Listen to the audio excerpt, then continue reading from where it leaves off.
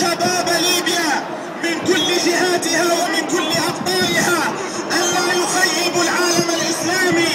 عليهم أن يثبتوا وأن يكونوا جميعا عمر المختار.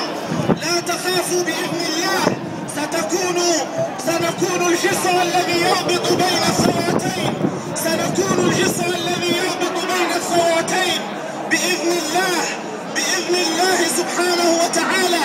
سنطرد هذا السفاح، هذا الظالم، هذا الطاغية، هذا المجنون، هذا المتعجرف الذي تنكر لإسلامه، والذي تنكر لعروبته، والذي تنكر لفضائل الخير وللإنسانية.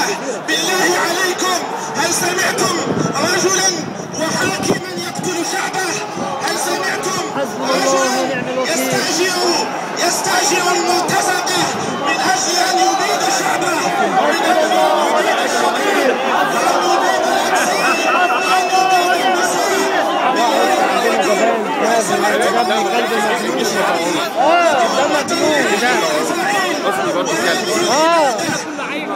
عشان نطلع يا لا الجيش برضه عايز يكسب.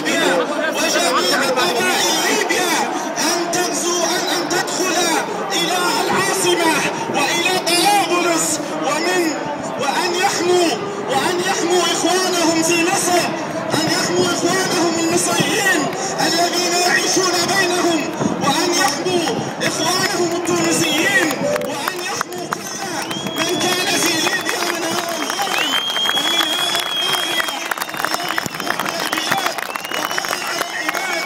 40 سنة يتيه في الأرض، 40 سنة يتيه في الأرض بلا هدف وبلا هوية وبلا قصد، ليس له غرض إلا الأزياء وإلا النساء وإلا الترهات والخرافات. كان السادات يقول عليه الولد مجنون ليبيا. عمر المختار قضى ويريد الفتنة بين المجتمع الواحد والأمة الواحدة.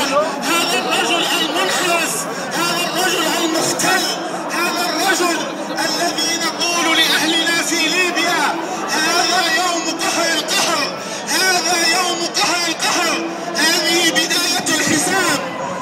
بإذن الله بد أن يطلق كل المعتقلين.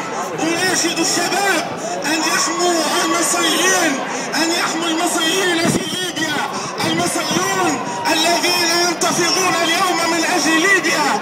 القاهرة اليوم وجميع مدن مصر تنتفض وتقول مصر وليبيا يد واحدة، مصر وليبيا يد واحدة. ايد واحدة، ايد واحدة،